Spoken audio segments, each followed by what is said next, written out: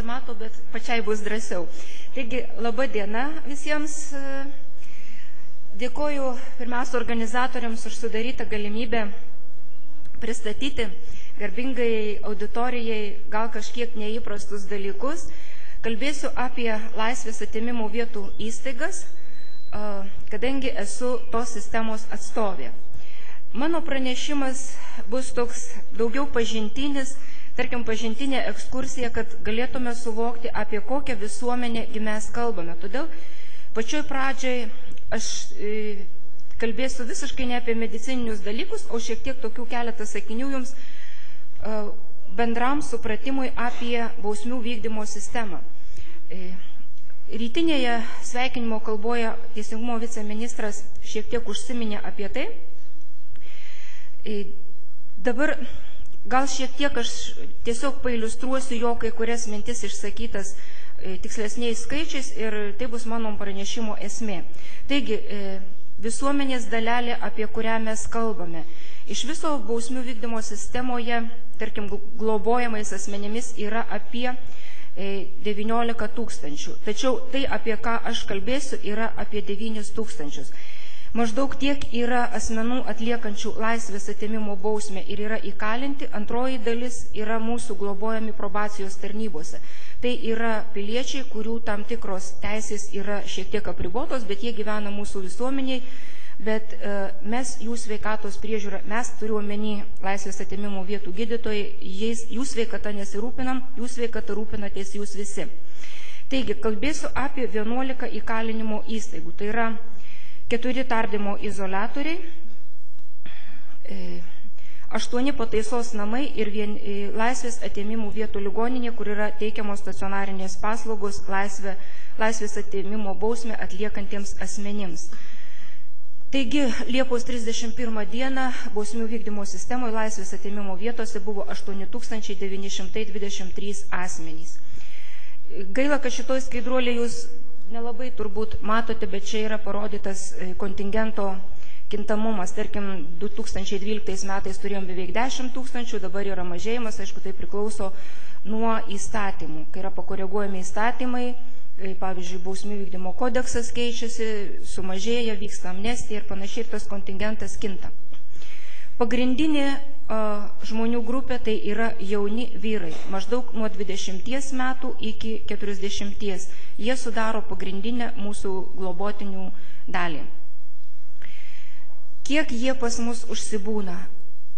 Vidutiniškai nuo 1 metų iki 10. Viceministras savo kalboje užsiminė, kad tokia neigiama situacija yra mūsų įstaigose perpildymas ir tas neužtikrinimas tarptautinių standartų, kiek turėtų tekti vienam asmeniui kvadratinių metrų. Tas, aišku, sąlygoja infekcinės ligas, bet aš galiu šiek tiek pasidžiaugti, kad pastaruoju metu tik tai 2 įstaigose turim perpildymą, kitus maždaug atitinkam tuos standartus. Apie sveikatos priežiūros paslaugas laisvės atėmimo vietose. Kai aš pradėjau dirbti šitoj sistemoje ir susitikau su savo kolegomis, gydytojais, ir pradėdavau pasakoti apie tai, ką mes darom, būdavo klausimas, o ką jūs juos ir gydot? Iš tikrųjų noriu pasakyti, kad iš tikrųjų mes juos ir gydom. Mes teikiam tiek pirminio lygio sveikatos priežiūros paslaugos, tai kiekvienoje iš mano paminėtų 11 įstaigų yra pirminiai sveikatos priežiūros centrai, kur dirba šeimos gydytojas, dirba gydytojas odontologas ir turėtų dirbti gydytojas psichiatras pagal normatyvus, bet turbūt visiems yra aišku, kad šituos specialistus yra gana sunku pritraukti, kiek man yra žinoma, šitų specialistų ypatingai trūksta ir sveikatos sistemoje.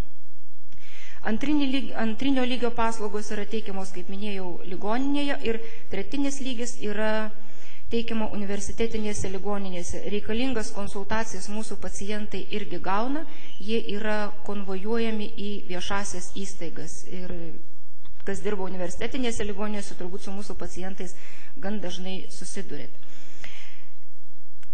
Kita tema, kurią norėčiau šiek tiek paliesti, užkrečiamosios ligos. Bet aš kalbėsiu ne bendrai apie tas užkrečiamasias ligas, apie kurias buvo kalbama iki pietų. Aš paliesiu keletą jų, apie kurias kalbėjom prieš pietus, aš neminėsiu, nes Tarkim, tai yra mūsų viduje problema, su kuria mes patys sugebam susitvarkyti. O tos lygos, apie kurias aš kalbėsiu, jos jau išeina į išorę ir mes vieni su jomis negalim susitvarkyti ir čia jau reikalingas mūsų visų bendradarbiavimas. Šitoj skaidruolėje čia yra toksai bendras, vėlgi kaip ir bendram supratimui, tarkim, 2013 metais iš viso buvo diagnozuoti beveik 60 000 įvairių susirgimų infekcinių lygų. Ne tik infekcinių, atsiprašau, čia yra visų lygų. Tai jeigu matematiškai paskaičiuojant užregistruotų susirgimų skaičių ir mūsų laikomų asmenų skaičių, išeitų, kad absoliučiai sveiko nėra ne vieno žmogaus. Vienam žmogui tenka 1,7 kokio nors susirgimo. Didžiausia grupė sudaro virškinimo lygos, antroje vietoje yra kvėpavimo organų ir trečioje psichikos sutrikimai. Infekcinės lygos sudaro 7,7% nuo visų laikomų asmenų, nuo visų registruotų susirgimų. Šita skaidruolė jie aktuali toms aplinkybėms, kuriomis gyvena mūsų pacientai, klientai. Paminėjau, trečioje vietoje yra psichikos sutrikimai. Tame tarpe yra ir įskaičiuojama priklausomybė narkotinėms arba kitoms psichoaktyviosioms medžiagoms. Ir tokių iš viso yra pas mus apie 12% asmenų. Absoliučiai skaičiais tai yra daugiau negu 1000.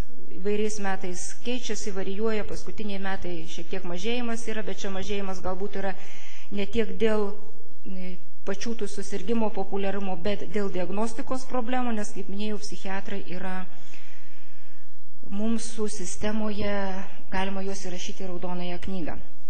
Šita skaidruolė vėlgi yra svarbi kai kurių infekcinių ligų plitimui, kadangi tie 12%, kurie vartoja narkotinės medžiagas, daugiau negu 80% jas vartoja injekciniu būdu. Taigi, viena iš svarbiausių infekcijų, kur mes matome tikrai reikalingumą to bendradarbiavimo su sveikatos sistema, tai yra živ infekcija. Kasdien laisvės atėmimo vietose gyvena apie 300-310 suimtųjų nuteistųjų, kurie yra užsikrėtę živ infekciją arba serga AIDS liga. Tai sudaro maždaug 3,5% nuo visų laikomų asmenų. Tokių asmenų pas mus yra beveik visose įstaigose.